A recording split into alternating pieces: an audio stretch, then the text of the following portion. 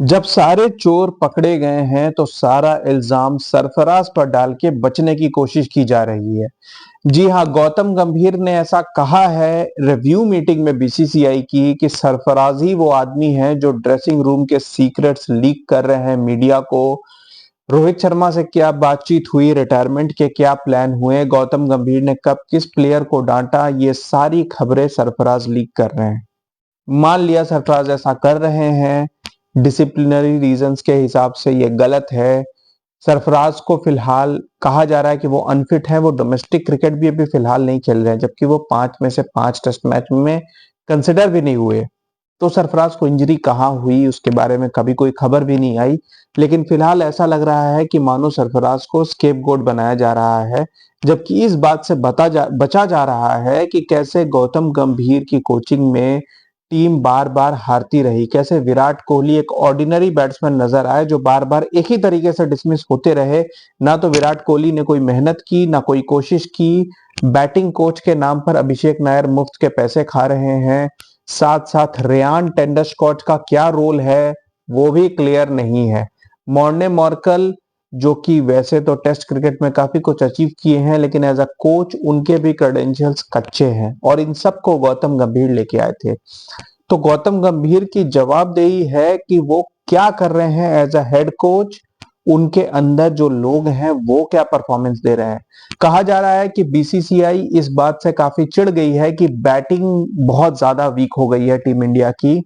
ये न्यूजीलैंड के खिलाफ होम सीरीज हो या ऑस्ट्रेलिया के खिलाफ सीरीज हो, ऑफ कोर्स बॉलिंग में भी कुछ कमियां थी, लेकिन ये सारे के सारे मैचेस जो इंडिया हारी है, इन सब में weak batting, specially senior cricketers की। विराट कोहली नंबर 1 पे आते हैं फेलियर्स में।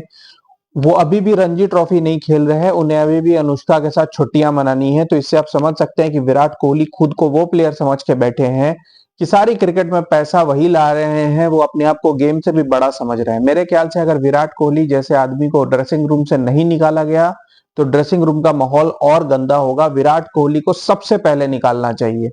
साथ ही साथ रोहित शर्मा की जो फॉर्म खराब चल रही है, लेकिन रोहित शर्मा भी एक जिद पे अड़ गए हैं कि वो छोड़ना नहीं चाहते हैं टीम। मेरे ख्याल से रोहित शर्मा को क्लियर कम्युनिकेशन दे देनी चाहिए कि फिलहाल शायद फिर भी ओडीआई क्रिकेट में उनको देखा जा सकता है कि वो कैसी परफॉर्मेंस दे रहे हैं। टेस्ट क्रिकेट के लायक रोहित शर्मा अब नहीं रहे।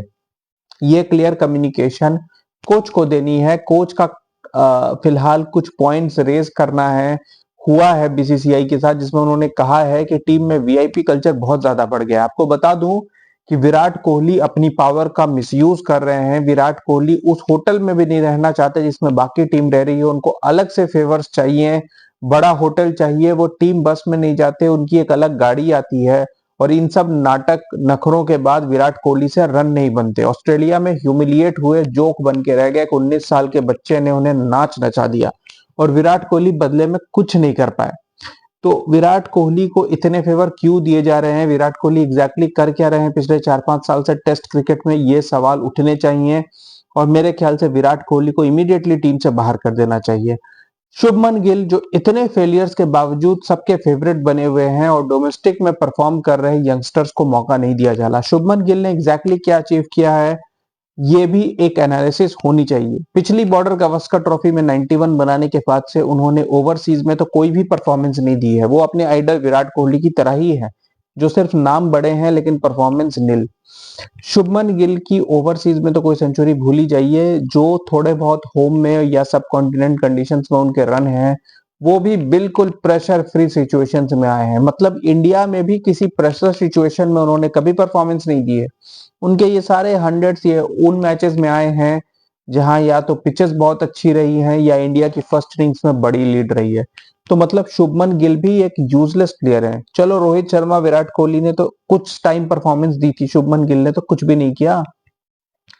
रोहित शर्मा की भी बात हो रही है, और साथ साथ ये जो कोचेस हैं, स्पेशली अभिषेक नायर जो कि एक प्रूवन फेलियर है। अभिषेक नायर की कोई अचीवमेंट नहीं है, वो एक टी20 कोच है। उन्हें टेस्ट मैच का कोच बनाकर गौतम गंभीर कर रहे हैं काम, जबकि गौतम गंभीर खुद एक टेस्ट क्रिकेटर रह चुके हैं, तो ये काम वो खुद भी कर सकते हैं। लेकिन ना तो गौतम गंभीर कोई ओवरसीज के परफॉर्मर थे बढ़िया, ना अभिषेक नायर की कोई परफॉर्मेंस है, ना इनकी टेस्ट कोचिंग में कोई एक्सपीरियंस है, और ये चीजें एक्सपोज हो गई हैं।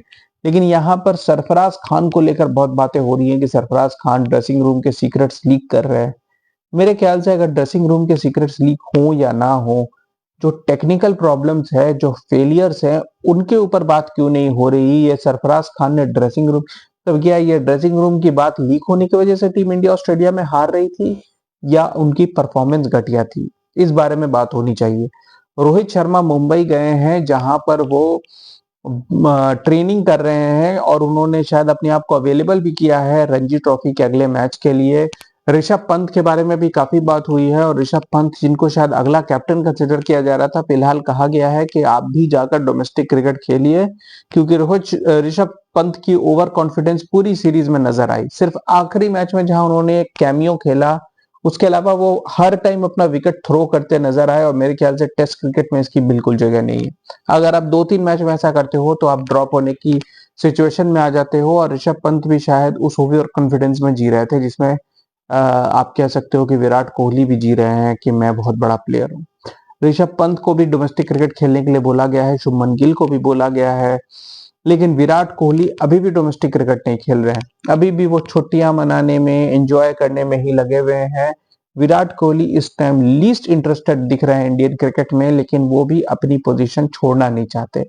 मेरे ख्याल से सेलेक्टर्स को टफ कॉल्स लेने पड़ेंगे। अगर अगर आप कह सकते हो कि दुबई एक स्टिल आपके लिए होम कंडीशंस के क्लोज है, अगर चैंपियंस ट्रॉफी में परफॉर्मेंस नहीं आती है तो मेरे ख्याल से सीनियर क्रिकेटर्स के ऊपर एक्शन लेने का टाइम आ गया है और शुभमन गिल की जगह भी किसी अच्छे यंगस्टर के ऊपर इन्वेस्ट करने का टाइम आ गया है। Keep watching guys, thank you.